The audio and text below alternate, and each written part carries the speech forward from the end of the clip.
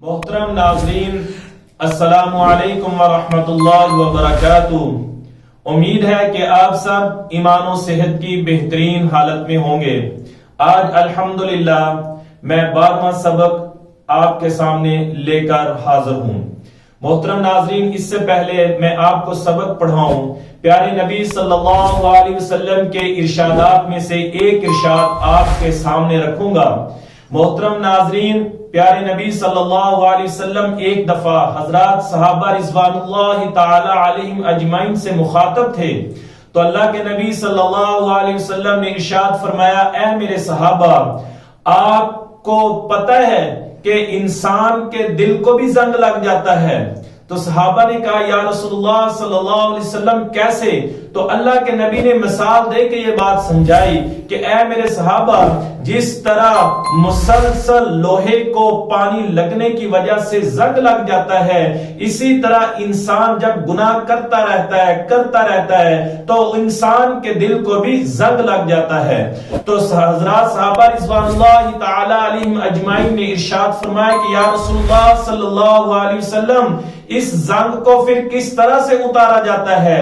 اللہ کے نبی صلی اللہ علیہ وسلم نے فرمایا، اس زنگ کو اتارنے کے دو طریقے ہیں۔ نمبر ایک، موت کو کثرت سے یاد کرنا، اور اس کے ساتھ ساتھ قرآن پاک کی مسلسل تلاوت کرنا۔ محترم ناظرین، اب بات یہ ہے، اس معاشرے میں رہتے ہوئے میرا اور آپ کا دل تقریباً تمام مسلمان، سب کی بات نہیں کر، اکثریت کی بات کر رہا ہوں، ہمارے دل جو ہے وہ گناہ کر کے اس کو زنگ لگ چکا ہے۔ میں اور آپ اگر اس زنگ کو اتارنا چاہتے ہیں تو اس کے لیے ہمیں نبی علیہ الصلوۃ والسلام کے اس ارشاد پر عمل کرنا ہوگا۔ اللہ کے نبی نے فرمایا کہ موت کو کثرت سے یاد کرو اور قرآن پاک کو زیادہ سے زیادہ پڑھو۔ تو ہمیں چاہیے کہ ہم موت کو بھی زیادہ سے زیادہ یاد کریں، اور اسی طرح قرآن پاک کو بھی ہم اچھے طریقے سے سمجھ کے تجوید کے ساتھ پڑھیں۔ محترم ناظرین، اگر ہم یہ چاہتے ہیں کہ ہمارے دل سے زنگ اتر جائے تو اس کے لیے ہمیں قرآن پاک زیادہ سے زیادہ پڑھنا پڑے گا، اور زیادہ پڑھنے کا فائدہ اسی صورت میں ہو سکتا ہے اگر ہم تجوید کے ساتھ پڑھیں گے، اس طرح سے پڑھیں گے جس طرح قرآن پاک پڑھنے کا حق ہے۔ تو اسی لیے یہ کام ہو رہا ہے، اسی لیے میں یہ سکھانے کی کوشش کر رہا ہوں۔ محترم ناظرین، قرآن پاک پڑھنے کا فائدہ اسی صورت میں ہوتا ہے جب ہم اسے صحیح طریقہ سے پڑھتے ہیں۔ تو میں اسی طریقہ کے لیے کوشش کرتا ہوں۔ اللہ سے دعا، اللہ مجھے بھی اور آپ کو بھی صحیح طرح سے قرآن پاک پڑھنے کی توفیق عطا فرمائے۔ چلے آئیے آپ کو میں 12واں سبق پڑھاتا ہوں۔ جی محترم ناظرین، یہ 12واں سبق ہے۔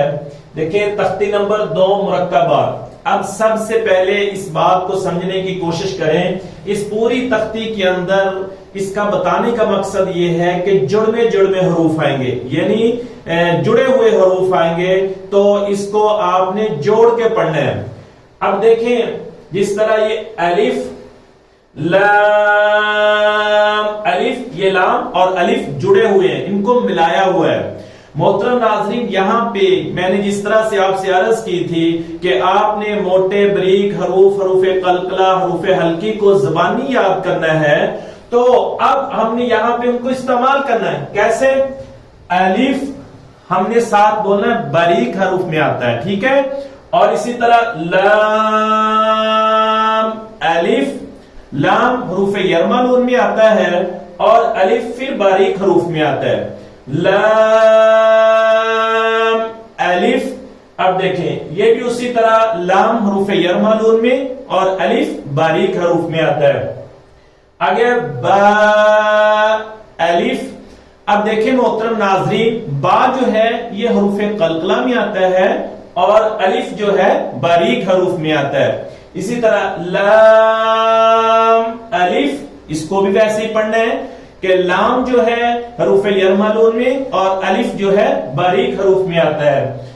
لام، لام، الف، اس کی بھی وہی ترتیب ہے کہ حروف یرملون میں لام آتا ہے اور الف جو ہے باریک حروف میں آتا ہے۔ محترم ناظرین، یہ دیکھیں قرآن پاک میں اس طرح سے بھی آئے گا، اس طرح سے بھی آئے گا، اس طرح سے بھی آئے گا، اس طرح یعنی 4 صورتوں میں قرآن پاک میں یہ لام الف آئے گا. تو اسی لیے مصنف نے جو لکھا ہے یہ ہمیں سمجھانے کے لیے کہ اس طرح مختلف جو ہے قرآن پاک کی جگہ کے اندر اس طرح سے بھی آئے گا, اس طرح سے بھی آئے گا. اب یہ بھی سمجھنے والی بات ہے.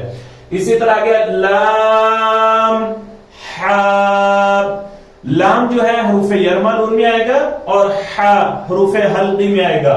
اور اسی طرح پھر لام الف یہ ملتے جلتے ہیں.